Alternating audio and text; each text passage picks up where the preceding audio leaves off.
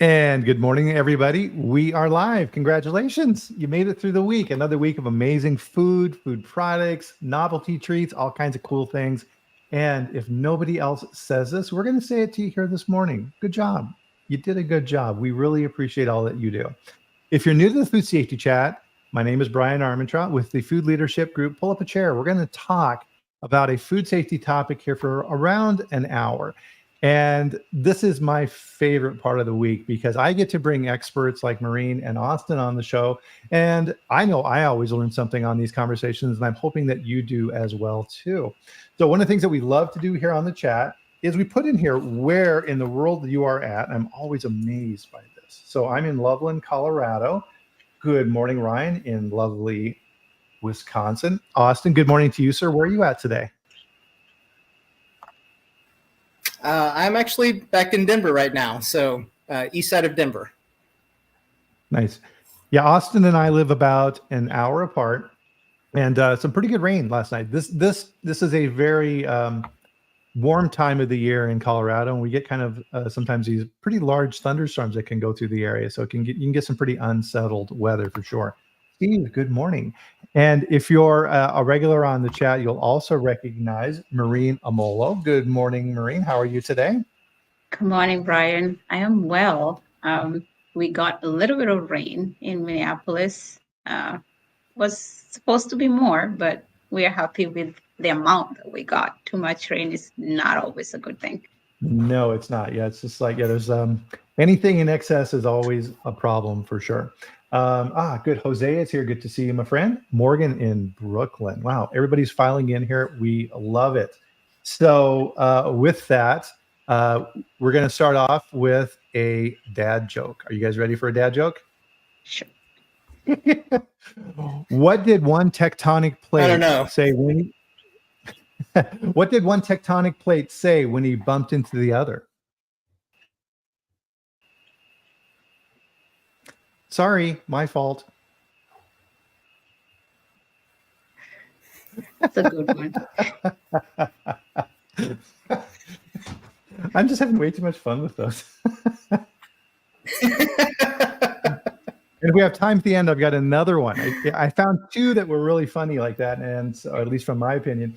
But well, if you remind me at the end, and if you want me to, I'll tell another dad joke. So Sure.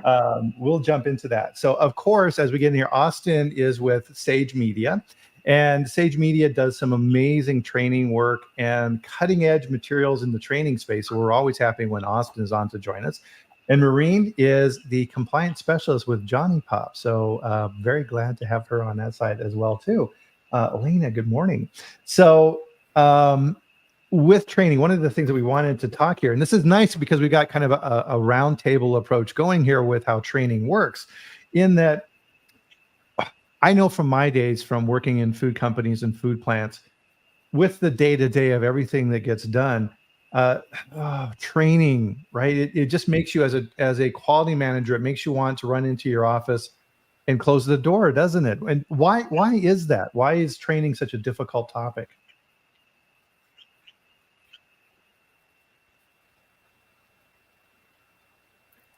You want to take this one, Morrine? Sure. I mean, I think it's complicated because of the way that we perceive training. And that's my personal opinion, and it could be completely out there.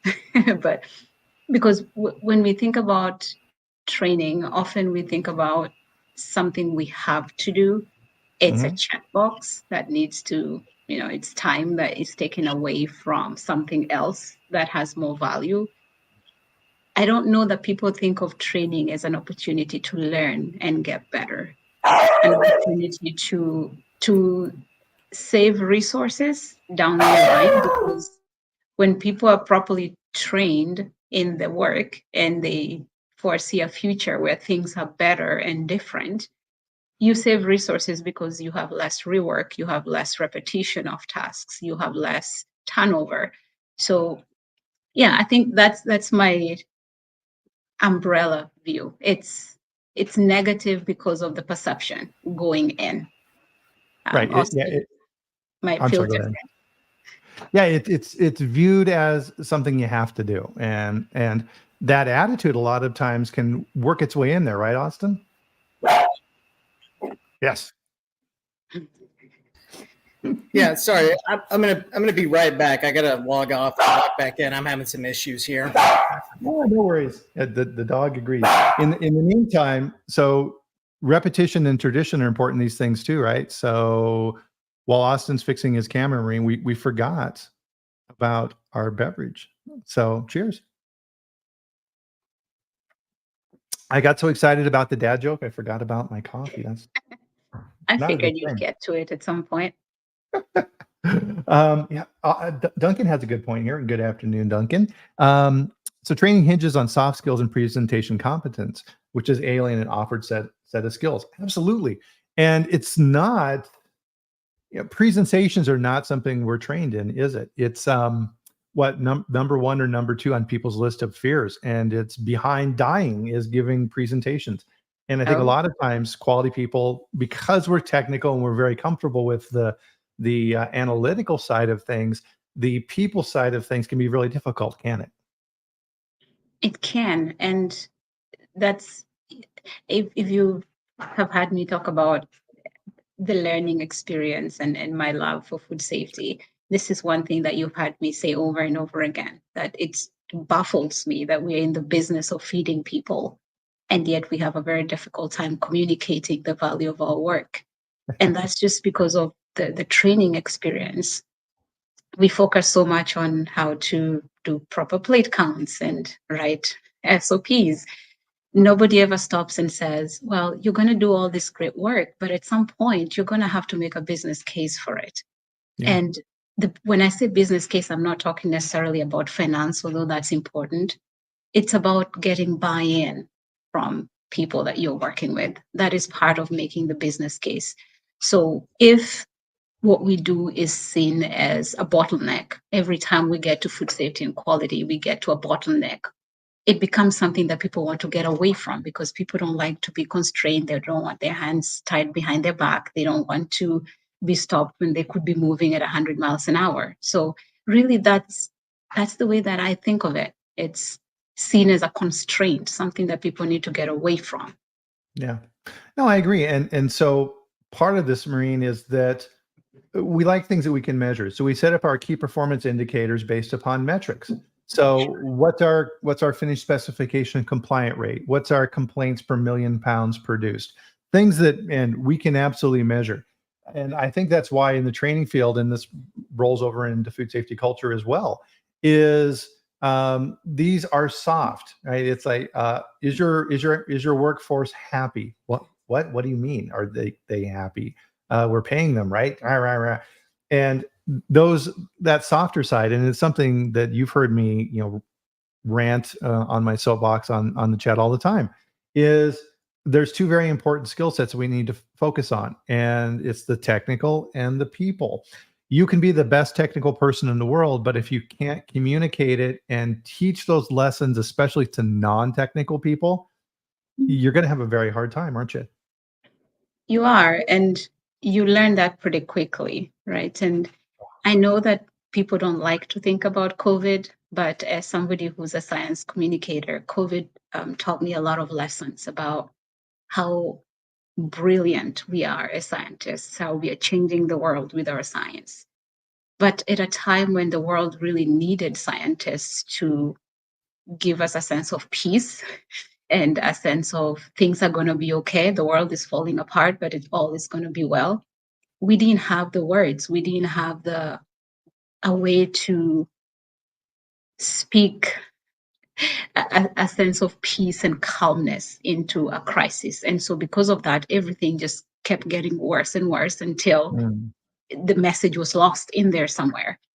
So think of if we went into COVID with technical scientists who also had the business sense, but also knew how to communicate all of that data into something that tells people, hey, this is really bad, but we're going to be okay. And we need to do 1, 2, 3 things, and everyone's scared.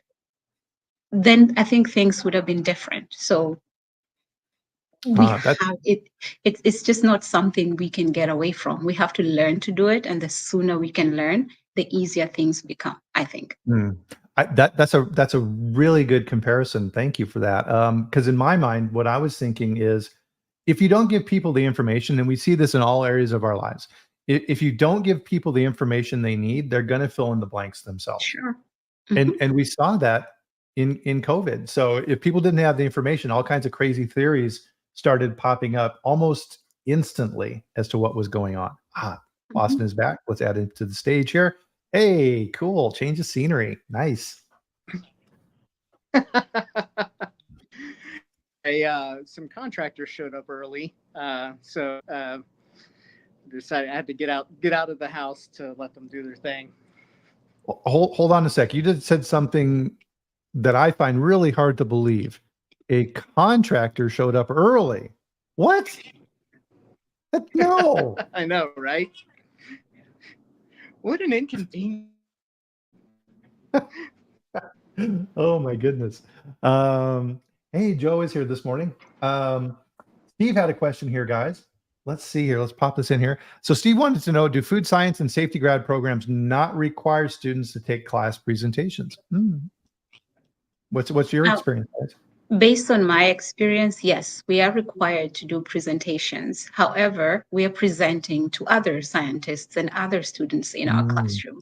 And yes, we do go to conferences and make presentations, but we are presenting on the facts and the data and the numbers. So I've been to IFP, I've been to IFT, and in each of those conferences, I'm presenting my science and comparing it to other scientists' work. And when we're being judged on how well did your poster do, for a very long time, it was how well we can read the content on your poster. It's only now things are starting to change and universities are starting to evaluate their curricula, because food science is essentially a program. You can't just start food science. You need to be under IFT if you want to be accredited program. So now they're evaluating the program to make sure that in addition to all the amazing technical skills that we pick up, that we can actually boil that down into what the average person can understand, and not just as information. How does it apply to their life? How do I take this and go home and make it work for me? Because again, as I said, food is extremely personal. It should not be a very difficult topic to communicate.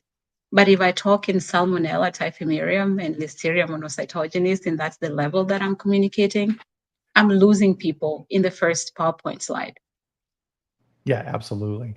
And I think also there's the aspect that just because people put together presentations doesn't mean that they have an understanding of learning theory. So I see this a lot, even in academia, right? That there's professors who really haven't studied learning design. And so they're putting together a presentation as opposed to like having that foundational understanding, because I was doing work with OSU around food safety culture, and specifically how we put together these food safety culture programs, because I think it gets into the difference between like straight didactic information, right? Because when you go to IFP, you have a very captive audience for the most part, right? These are people who want to learn this stuff. They're very interested in it.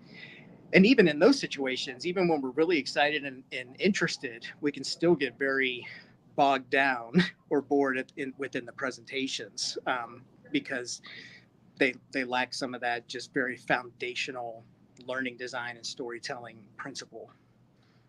No, absolutely. And I think part of this, and this is what's been interesting with the new tools with AI. So I have a program, I think it's, like Grammarly or something. That's where I upgraded, and it checks your grammar and goes through and makes suggestions for your sentences.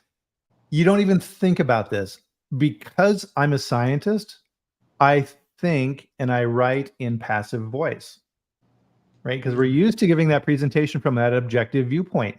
And that spills over into my writing. And so when I write emails or anything, it will have all kinds of corrections in my writing to change it to a more direct statement. And I'm like, oh, and I didn't even notice that, right? So that even the tone you're using in your communication becomes very important as well. So That was an eye-opening experience for me, for sure, for sure. And I you know, and I came from marketing and advertising a long ways back, and so that's all about active, present, voice, right? So that kind of translates through into how I create trainings as well. And absolutely. So as Duncan points out here, and these type of things are on purpose, is presentations with sound effects and other type of things. Right? Is why do I tell stupid dad jokes or other things here during our chat, right? This information is important, but it doesn't have to be boring, right? And so those are things that you need to build into your trainings as well. We don't sit down in the evening after a hard day of work in front of the TV and watch PowerPoint presentations. We watch stories. We watch what's going on in Yellowstone with Kevin Costner, and what's going to happen with the Vikings? Are they going to invade Normandy or not, right? And we actually learn during these shows some of the history, or at least how they're presenting it, associated with that, and it becomes a very interesting tool. Which gets to our first point here, which is when we're looking at this, and this is why really we're with this group. I think this is a great opportunity to look at it from the perspective of implementation versus theory. But the theory piece of it is super important to get right first. So I think kind of the first question, this is a good one, Austin, for you to kind of start us off with, is why do we train, right? We just get a list of things that we need to train in, but we never sit back and ask why, do we? Yeah, I think that's a really interesting observation. And for me, all training is about affecting a specific KPI. What is the business outcome that I'm working on, regardless of if we're working on soft skills, hard skills, compliance, any of those things, beginning with the end in mind. And the end is always, how is this going to benefit the company? Because so often we see issues like you've talked about where there was some type of glitch in the system, and so it was like, well, we're going to retrain. And so the question is, well, why didn't the training work in the first place? Why are we going back to that well if it didn't do what we wanted it to the first time?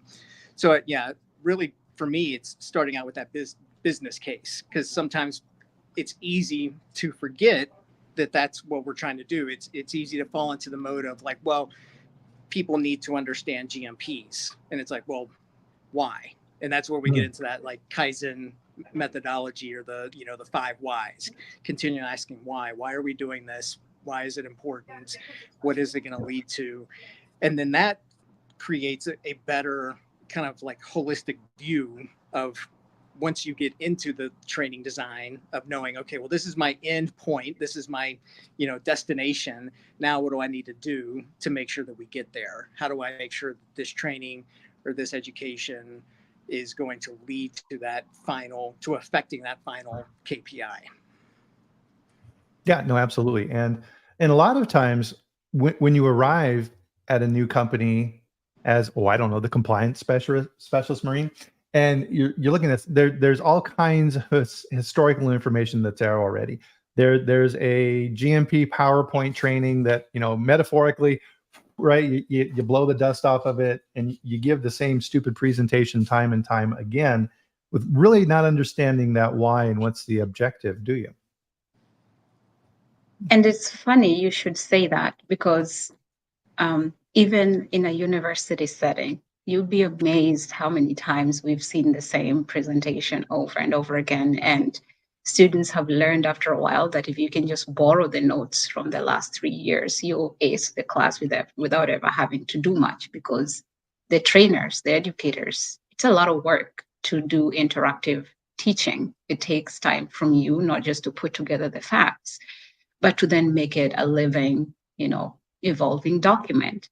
And so, yes, in many ways, it's easy to go with the PowerPoint that was created in 2000 and whatever, because it's there and you don't have to do much work with it except and make sure that now we have 9 allergens. Besides that, it takes work to do good training. It's not something you just wake up and say, okay, we have a GMP training in 5 minutes. Let me pull my computer and open the PowerPoint and get going. It will not work that way. Yeah, and a lot of times in plants, then you got to round everybody up because they don't want to be there either. So you're supposed to have a class of 20 people.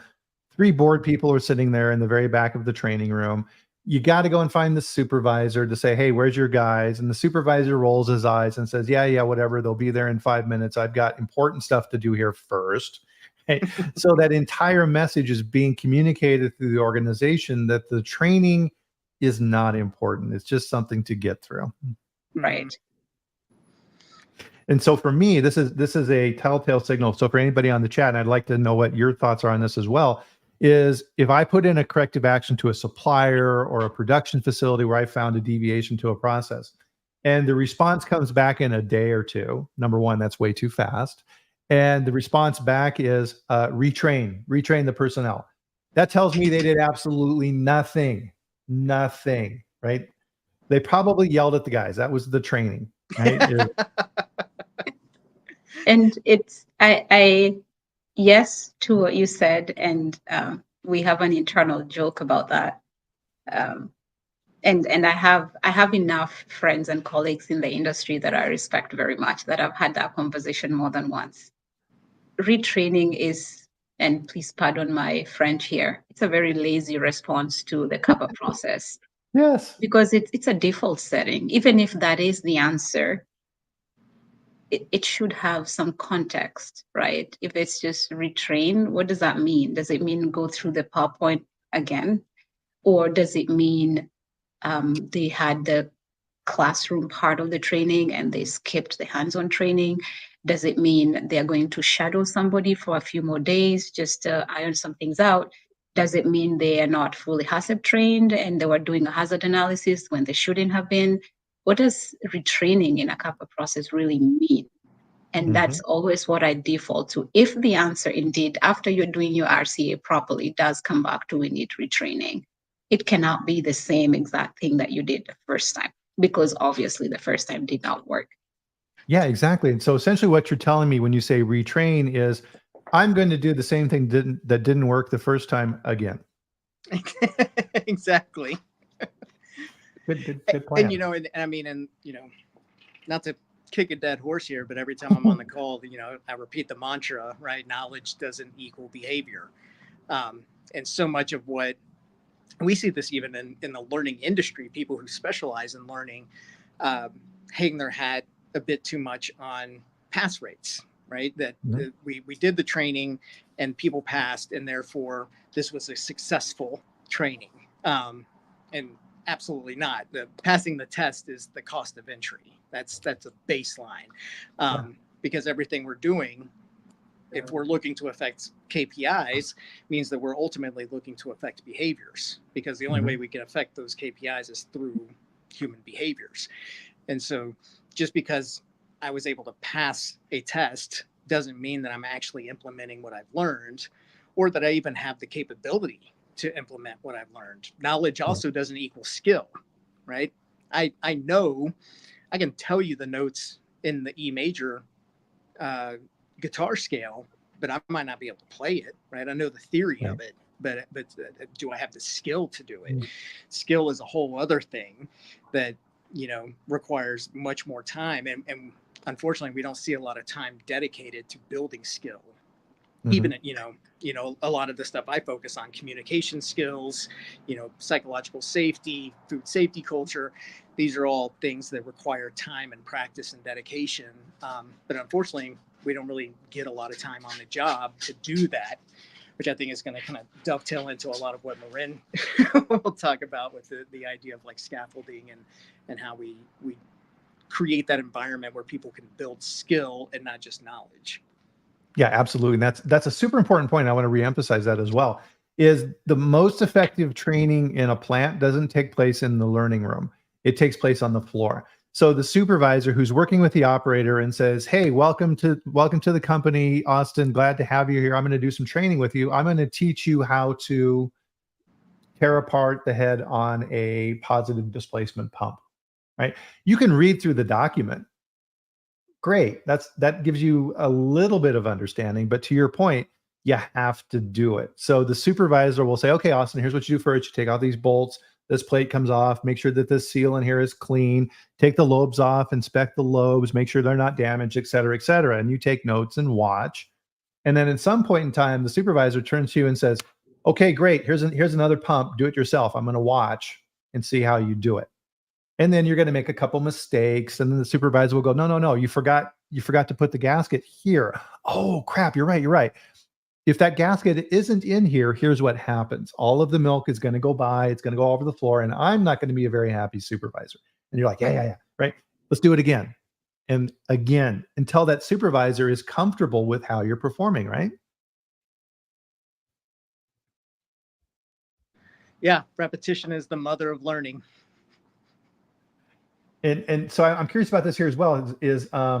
Ryan has a really good point here too, and this is part of human nature as well. Is that start with an off-topic conversation, right? And so in NLP, neuro-linguistic programming, thank you, is part of breaking patterns is really, really important. People have set scripts that they run. And part of that set script is going to be training. Oh, God, I got to go to the training room. And they talk to their friend, right? They run this pattern, break that pattern. So to Ryan's point, and I'm curious if he agrees with this or not. Hey guys, instead of training in the classroom today, it's a beautiful day. Let's go out on the lawn. We're going to train on the front lawn of the plant today. Everybody's going to go, what? Right? You've broken their pattern. Right? They're gonna learn more. You've changed their programming associated with that. Does that make sense? Yeah, definitely. And that's, I think whenever we can break away from just using PowerPoint slides with bullet points, PowerPoint in and of itself, I think gets a bad rap. PowerPoint's just a tool. I don't think there's anything wrong with PowerPoint in itself. But how it's frequently utilized is where it becomes problematic. Oh man, I'm trying to remember the name of the book I read like 20 years ago. I'll try to remember it and see if I can post it later. But there was a book I read on PowerPoint, and it was specifically on like how to make PowerPoint presentations that tell a story, or or not super information heavy. Because when this is the other thing I see a lot whenever I go to industry conferences is I'm here to see the person speak, the expert, right? I'm not here to just watch your deck, and all these bullet points. I want to know your experience, your real world, like how you've been applying this. And I think people forget that a lot, that, it's just a support mechanism. Exactly. Yeah. I mean, we even have a name for it, right? Eye charts, right? And people will apologize. You'll see this slide that is just covered from top to bottom in verbiage, and you just go, right? And then the presenter reads it to you, and you're like, right? You just want it to end. Oh my goodness, it's terrible. And Elena, I think I owe her $5 because she gave us the perfect segue here, which is she loves your scaffolding approach to training, Austin. What's Elena talking about here? What's scaffolding? Yeah, so this was what Morrine and I were talking about, and why we thought it would be cool to do this as like a joint presentation today. The short form of scaffolding is defined as I do, we do, you do, right? So it's like a stage. I'll show you how to do it, then we will do it together, and then you do it on your own. So very similar to what you were talking about earlier with the machine, right? And how to properly work that. And so the scaffolding itself is just like a building, right? You have scaffolding to help construct it, and then once it's ready to stand on its own, you take the scaffolding back down. It's no longer necessary. So creating an environment in which learners are not just given information and thrown to the wolves, but that we continually offer support until they're ready to stand on their own. Yeah, definitely. Is that how you approach it, Morrine? Yes, and a little bit differently because I did learn in a university setting and understand adult learning. I do have a 3-year-old son. He'll be 3 in a little bit. And so learning has been a living experience for me, slightly different from what I did when I was doing research at the university. And I'll explain by giving examples. I think that's the easiest way. Mhm. So there are two examples I'd like to give of skills that my son picked up by the time he was 2.5. One is, I love jigsaw puzzles, so it was natural that I'd expose him to those really early. And he can build the US state puzzle, so he knows the 50 states and he can place them on the map correctly. And he knows the names and how they relate to each other. And he could do that by the time he was 2.5. And how did we do that? We started with the basics of things we know. We know colors, we know shapes, we know sizes. And so Texas is the biggest, California is the longest, Florida is kind of down here, farthest right, Maine looks like an almond, and Minnesota is home. And we're as close to Canada as you can get. And so over time, we filled in the other spaces like North Dakota, South Dakota to tell it North is up and South is down. And so we kind of built on that over time. And as we were learning the names, we learned the names and the cities that go with them. So we did, Minneapolis, Minnesota, Denver, Colorado. So now he knows the states, where they are, what colors they are on his puzzle, and the state and the capitals that go with those states. The other thing that we did was, in addition to learning shapes and colors, we interacted with our environment as we'd go out for a walk. So we were doing things in the house with books and charts, but when we went out, those things became alive. So we'd stop and we'd say, oh, that's a stop sign. What does a stop sign say? It says mommy and baby need to stop. The cars need to stop so nobody gets a boo-boo. And so we kept building on that. And then we picked up, okay, stop sign has a color. What color is it? It's red. Well, it's red, but it also has a shape. What shape is it? It's not a circle, but it kind of looks like a circle it's kind of funny, the circle. And because he knew how to count, we started to count the sides. So eventually he knew that a stop sign is red and it has 8 sides. And so that's when I think about scaffolding, yes, what Austin said, but from a child's perspective, they come into the world not knowing very much and they have to learn everything. So they don't have anything to hold on to. And so giving them very little bites of information and then building on that every time so that squares have colors, squares have sides that have numbers. And as they're learning their ABCs, you start to add so they can enunciate things. And eventually they start to join those things together and we form sentences. So that's what I think about when I think about scaffolding, from the building, certainly, but also from our own learning experience. How can I learn like a 3-year-old where in a new environment where I absolutely don't have much information? It's new area for me, but I do know some stuff. I'm not a blank slate. Nobody is in their 30s and 40s, right? At that point, you've amassed a majority of knowledge about different things. So always start with, what do I know? And then very little baby steps towards the one thing that you want to learn that you don't know. That's the biggest lesson I've learned from watching babies grow, I guess. That's a brilliant lesson. That's not something that stops when you're a child. That's how everyone learns. And you would never dream of putting together a 75 slide PowerPoint with all the states and then sitting your child down in front of a projector and saying, okay, we're going to learn the states now. So first up, we're going to do these in alphabetical order. And then there's going to be a test at the end, right? 3 minutes into it, the kid's gone. Right, the kid's gone. They're out of But there. but also what she was talking about transfers into adult learning as well, because one of the big elements of adult learning is leveraging the experience that people have, and how do we bring that experience into the classroom so that we're not speaking down to them. I think that's another issue that people have with training, is they feel like it's demeaning or belittling, or it speaks to them in a way that's insulting.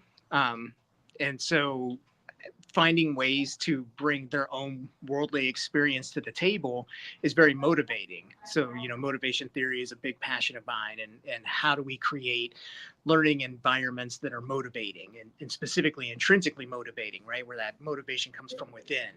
And we know that one of the key elements in driving that intrinsic motivation is a feeling of competence. that I'm Mhm. good at what I do, that I have knowledge. So creating opportunities for people to share that knowledge or bring that experience in the classroom, so that they realize that it builds that not only motivation but confidence, right? And lowers that feeling of like being spoken down to. Mhm. Because now I'm able to share my own experience. And what I love about facilitating classes is how we bring these different people together into a room and we all learn from each other. And that's one Yeah. of the most like powerful aspects of learning, is bringing all these adults together that have 20, 30, 40 years of experience and different ways of doing things, right? There's not always just one way to do something. So we learn from that. But yeah, that's leveraging that existing knowledge that people have, I think, is really important. And that gets into this other concept around like inductive learning, where you're really engaging the class in a way where you're asking them, how would you do this? Right. And so you start to, so now you've got them thinking about, well, how would I do that? As opposed to just being told how to do it. So there's so many different ways to approach this within the training environment. Hmm. No, yeah, that's a good point, because back to our, experience in educational settings in the past, a lot of times, especially in, let's say, courses like in the biological sciences, a big part of those courses was the lab work. Right? Okay, fine. You look at some stuff in the books and you learn about gram negative, gram positive, what's in a frog, and then you actually go to the lab and you do those things. And much more valuable and actually touching, engaging your senses. And really, within Morrine's story, we heard that built into her story. She started off with her child as, okay, which shapes are bigger than the other shapes? Oh, well, mom, this shape is much bigger than this one. You're right. What's the next biggest shape, right? And then, all right, which shapes are red? Which, and then building upon that knowledge base and doing it in a way that gets their attention. So with that, then, relative to application, then, is avoiding overwhelm and then owning that content. What do you mean then? What do you think that means in Austin relative to owning content when you're putting these things together? What are some things you should avoid relative to that? Oh, sounds off. You got it. Looks like you're on mute. Sorry, There we go. I think that was a talking point that Morrine put in there, so I'm going to default over to Okay. her on the owning content aspect. Sure. When you design learning or learning experience as something that happens to people, eventually they learn to hate it. And again, that is a lesson that I learned at the university, but was exemplified in watching my son grow up. So when I design his play date and I tell him, this is what we're going to play with today, you're going to use the truck and you're going to drive it over here and you're going to have to do this and that. He might do it, but it takes him a couple of minutes to start pushing back on wanting a little bit of freedom. He's only 2 years old. Can you believe how it feels like to somebody who's in their 30s and 40s when somebody comes in with a PowerPoint and then they put this barricades and tells you walk this thin line and go and be merry, go change the world. Uh-huh. So owning the content is about, yes, people need information, they need the facts. Nobody wants listeria and salmonella, and they need to understand why. But they're adults, they're thinking adults. They have life experiences, they have life expectations, they have professional goals.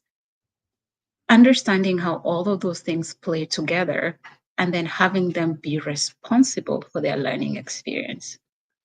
So my job is to help you understand why listeria and salmonella are bad, because that's my training. Your job is to figure out how to keep salmonella and listeria out of the process by following proper GMPs. If the gloves you're wearing don't work, let's find different gloves. If the shoes you're wearing keep your feet wet, let's get a different pair of shoes. Having people own the lived part of learning makes them have a sense of responsibility. The other thing is you show people respect, right? Respect and trust that's earned over time, right? Trust but verify. Eventually, you want a combination of people are learning, they understand that you respect them, and they understand that you expect them to have responsibility over their work. So you're helping them learn. Learning is not happening to them. It's an experience that they're going through and they're living through. They don't learn today and then stop living and then go back to life. They're living while they're learning. So how do we connect those things, that learning is part of a normal living experience, as opposed to something we stop living, go to the classroom, do the learning, then go back to living? That disconnection, how does what they're thinking about from home and the task that they're not doing anymore and the deadline that's still coming, how do we incorporate all of those realities in the learning experience so that it's a very smooth transition? Learning is just a pit stop on your way to the next thing. It's not a hard stop on life. Then you have to go back, basically turn off the engine, go learn, then come back, turn on the engine and keep living. And I honestly think that if people can have those two things, a sense of responsibility to the company for sure, but to themselves as well, but also a sense of respect that they have value, that their learning experience is valuable, not just to themselves, but to the, to the team members, then it starts to be, it's an investment on their part, so to speak. It's not just a box they have to check and then move on to something else. Right. Wow. Yeah, ton of good material in there. And I think a lot of times in plants, and this is a good warning sign if you're preparing materials or you're working in quality and production facility. If the personnel in the plant, your veterans who have been there for 20, 30 years, and you're trying to work with them, and you hear back from them directly or indirectly, hey, listen here, kid, I've been doing this job for 30 years. Leave me alone, right? What they're trying to tell you is, I have experience, I have knowledge in this area that you're ignoring, and you think that you can override that.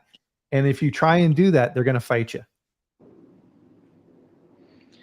Yeah, and I think one of the really interesting things that Morrine was talking about is that, we're talking about a culture of learning, right? So that, and this is something that we're constantly talking about in the learning community, is how do we create this culture of learning? Because it is not just like we go and do learning and then we go back and do our job. Our job is continual learning.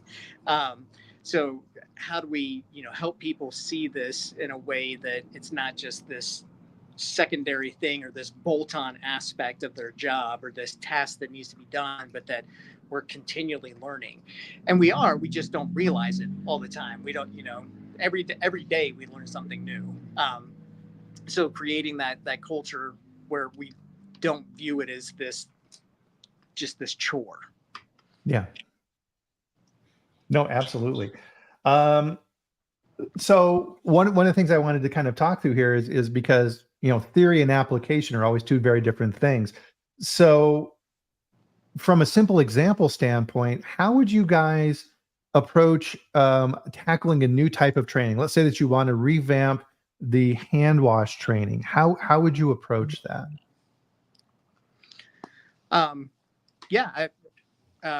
The first thing I would do is look at, why are we washing our hands? What's the specific issue that this is resolving? And then the next question is, well, what behavior is necessary, right? Because a lot of times what we find, and especially in hand washing, is that it might not be a knowledge issue, right? Is it a knowledge issue? Is it a skill, right? Do people understand the importance of it, but they don't know how to properly do it? Is it an environmental issue? Are there not enough hand washing stations? Are they not easy to access? Are they not able to dry their hands properly? Are they not provided the time? So these are all the questions that we want to look at early on to find out, okay, well, what actually is the problem here, as opposed to just assuming that people don't have the information. Because I think that's where most people start. They assume that, they just need to be given the information and then they'll do better. But I can have all the information in the world and have the skill to wash my hands, but I'm in an environment where it's a 20,000 square foot facility and there's 2 hand washing stations, right? That's no longer a knowledge or a skill issue. That's an environmental issue that needs to be worked on. So really identifying root cause of what we're focused on. Ah. So it sounds like what you're saying there, Austin, then too, is it would really be beneficial to just sit back as you're thinking about this and doing some observation. Would you agree with that, Morrine?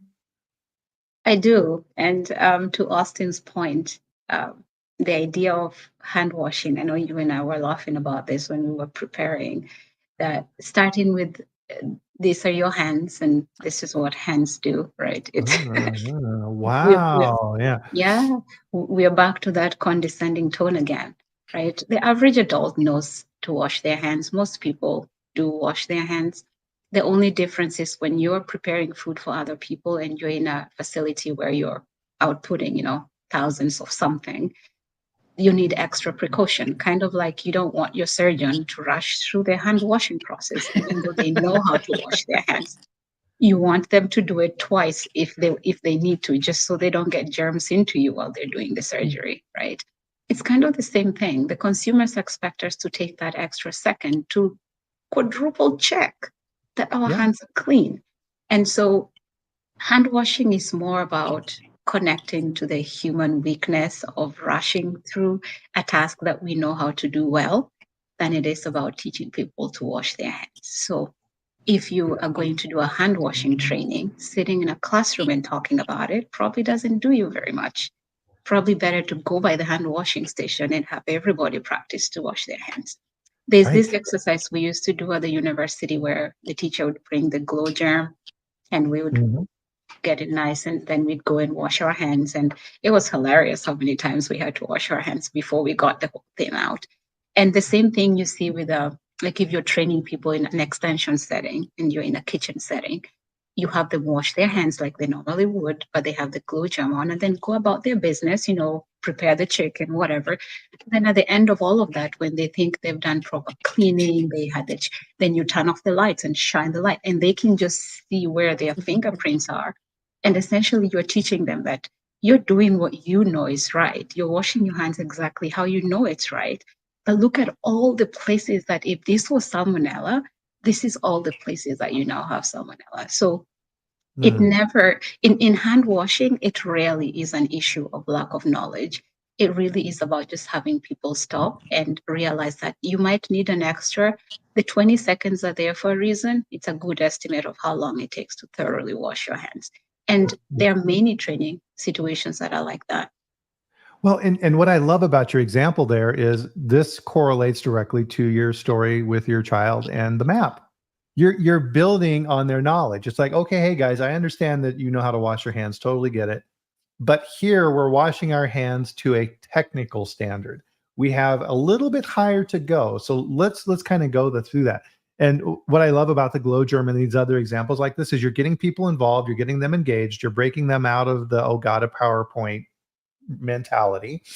And people will then start acting like people in the training class, right? So if you've got a couple of guys who are on that team who are buddies and love to give each other a hard time, they're going to start razzing on each other. It's like, hey, Bill, you learn how to wash your hands. Oh, I know what I'm doing. No, you're not. Look at all the, and they start teaching each other that they're reinforcing the behavior amongst themselves. And it's gamified in some ways when you're doing those type of activities. Does that make sense? It does. Definitely. And another issue that, there's so many, hand washing is such an interesting topic in and of itself, and it's such a basic one. But, even assessing the cultural impact, so when we talk about this concept around food safety culture and what it means, I could be taught that how to wash my hands, develop the skill. I'm in an environment where there's plenty of hand washing stations, but every time I go to wash my hands, I'm given a little side glance for being off the line, or if I'm taking too long, or, so if the culture, from leadership and others is that like, hey, you're taking too much time, but we're saying take the time to wash your hands. Well, now there's a conflict within the culture as well. Leadership is not reinforcing what they have been taught. And so that's a whole other kind of ball of wax that has to be addressed, because, you know, and that's why I say it's so fascinating, because it seems like such a simple topic, and it's like, and there's so many reasons as to why people could not be washing their hands appropriately. And then you get into other cultures, right? Like regional cultures, and, you know, the consistency of washing their hands just day to day, right? When they're not at work. And how does that come into play? So yeah, so that's why I'm so big on needs analysis, because otherwise we waste time and money just making assumptions and continuing to, and training is expensive to do, especially if it's not working, right? If we keep doing the same training, we're pulling people off the line, we're spending that money to do something that's just not working. So really, for me, like, needs analysis is probably the most important aspect of training, because we have to know what it is we're fighting before we can go into battle. Exactly. Well, and I think an important message that we need to get across to everybody here is, I would estimate, and correct me if I'm wrong on this, Austin, that 60% of your training is more of this prep work than it is actually giving the presentation, isn't it? Oh God, that 98% Wow. is prep work. I mean, because, you know, because of the fact that, like I said, there's just so many factors at play here, and whether it's, you know, the cultural aspect, the knowledge aspect, really identifying that, and then figuring out, okay, well, how do we create the correct training to address this specific need that we have? Mm-hmm. So yeah, the vast majority of what I do is really digging. It's like a cultural anthropologist. Well, and in there as well, and I want to bring this point out because it's inherent in our conversation around this topic, is trust. So for example, let's say that you put in your presentation a picture of somebody in the plant washing their hands incorrectly. Oh, that's a really bad idea. Yes. Oh, right. You've called that person out for bad behavior, and now that person is embarrassed. Everybody is going to give them a hard time. You're shaming that person in front of their peers. You want to ruin a training. That's a really good way to do it. Oh yeah, definitely. I would not want to do that. That's why I remember in my 20s working in sales and having to do the sales training in front of like a group of people, where you like do a mock pitch to a client in front of a group of like 40 other salespeople. And you talk about a group of people who like to razz each other. That was a terrifying experience. And so I always hated that, you know, like where I have to like do a mock presentation in front of a group of people. Yeah. And that, oh, I'm sorry. Go ahead, Morrine. Sorry. no, I was just going to comment very briefly and say that goes back to that aspect of respect, right? When you respect people, your goal is never to embarrass them. And to Austin's earlier point, why are we doing the training? If your goal is to get people to be on board and actually listen and practice new things, starting with embarrassing them. Think about that. If you start anything in life with embarrassment, it's downhill from there. Yeah. It's normal for our gates to come up and then we shut off, and then it's work. So pointing out negative behavior, unless you're doing it in a peer education setting where it's constructive and there's a wall built around it and it's contained, you should never do that. Embarrassing people just is never a good idea. Yeah, I was talking to my wife just a couple of nights ago, and you know, when she was growing up, she took violin lessons, and it was very regimented. And she doesn't play anymore. She hates the violin. But you know, one of the things that was big about the school of music that she went to was that like the parent is supposed to always be there when you're practicing, to like watch you practice. And I picked up guitar when I was 12 years old, didn't really have any formal training at it, and I still love it today. And I was telling her, I was like, I couldn't imagine my parents sitting there watching me fumble through this uncomfortable situation and judging me. And it's like, I need, you know, that quiet time to process and learn how to do this without someone staring at me doing it. So there's just so many different psychological aspects of how we learn and how we consume information and how we develop these new skills. Because I was like, I don't want someone to watch me fumble around for the first few hours here as I'm working on this. Like, give me a little bit of time and then let me come back and be able to show you what I've learned. Mm-hmm. Yeah. And then that becomes a sense of pride, right? As a child, now you get to run up to your parents and say, let me show you what I've done, versus being under the, the teacher with the ruler who's whacking your hands on the guitar when you're not playing it correctly. And that negative association is something you can't get away from, because now you're associating your guitar with a negative experience. Why would you want to continue that? Yeah, exactly. Yeah, which is sad, right? Because now she has no desire to play whatsoever, because she just has these negative emotions tied to it. And it's, it comes back to the learning environment.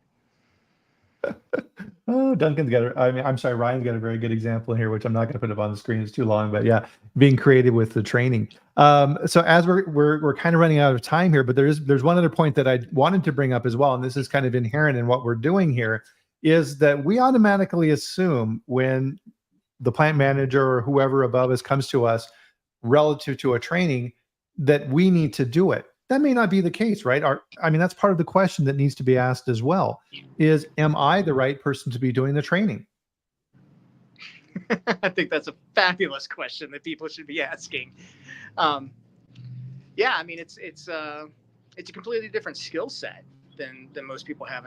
That's why we have learning designers and facilitators and trainers, because they've spent their entire professional life learning how to do this in a way that is effective, as opposed to someone unfortunately a lot of times having to just kind of like go through the motions to knock out the training because they were told they have to do it.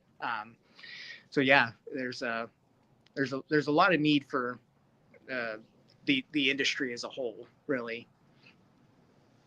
And really, I'm sorry, go ahead, Morrine. Sorry. No, it's okay. I agree. Yes, that depending on your role, you might not always be the right person to do the training, not because you lack the skill, but that could be one of the reasons. But the other reason is perception from the people that are learning. So if I show up, and this has been told to me by very nice people one too many times, that when I show up, it's usually about the class prefect effect, where it's monitor effect.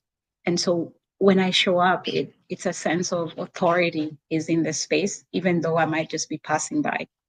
So sometimes you might have the content, but it's better to find somebody else who's closer in peer to the people that are trying to learn, and then teach them. So do the train the trainer experience, where you can do the training the first time and then have them take over and continue the training going forward. That is why train the trainer sometimes works really well, because they do get the technical knowledge, they get the facts right, but the delivery is done by somebody who is less intimidating, I'd say, even though as a trainer, that's not your goal, but it doesn't matter what you think.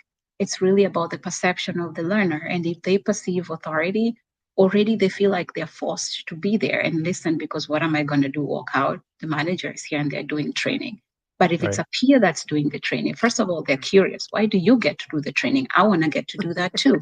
So there's the opportunity to do just more than one person. And then eventually teams start to train each other, and you have less of the delivery role and more on content creation, which then frees up some time to spend thinking about content and how to deliver it properly versus the actual delivery.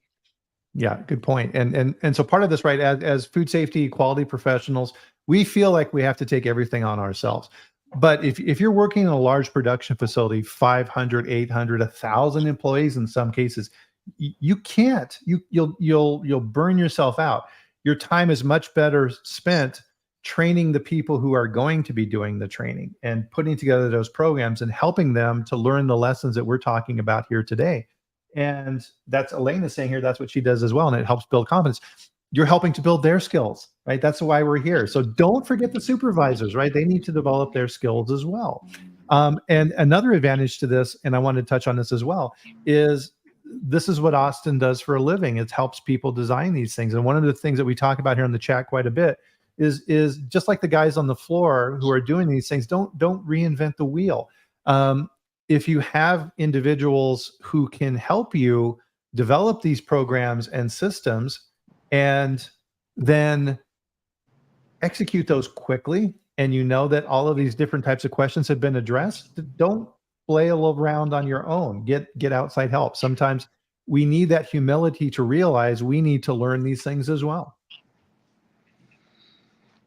Yeah, I agree. Yeah, if anybody needs any assistance on needs analysis or looking at their training, what I love to do is assess existing trainings and find out how do we not have to reinvent the wheel here, but how can we make some slight tweaks to what you have existing, and then make some improvements to it. Exactly. Well, we're out of time here, Morrine. Any final comments you'd like to leave everyone with? Since I started taking care of my son, the biggest lesson I've learned from him is learn how to learn. A lot of us think we understand how to learn just because we've been doing it our entire life. There's a good way to learn and there's a bad way to learn. Yeah. If you're learning and your goal is, I want to get 98% in a test, or I want to be, you're always focusing on the destination. This course is 3 hours and oh my God, where am I going to get 3 hours? If that's your goal, you might get to it and you might pick up enough things, but it's a miserable experience.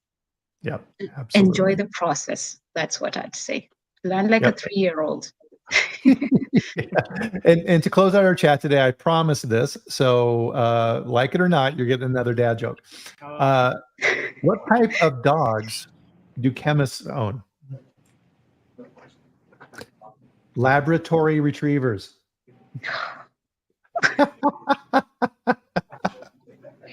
That's it. Wah, wah, wah. And on that note, we'll close out this bad joke food safety chat for this week. Morrine, Austin, thank you very much. And thank you, everybody. Fantastic input as usual. I appreciate it. Great comments. Fantastic. And yeah, use GlowGerm. It makes your presentations around hand washing that much more interesting.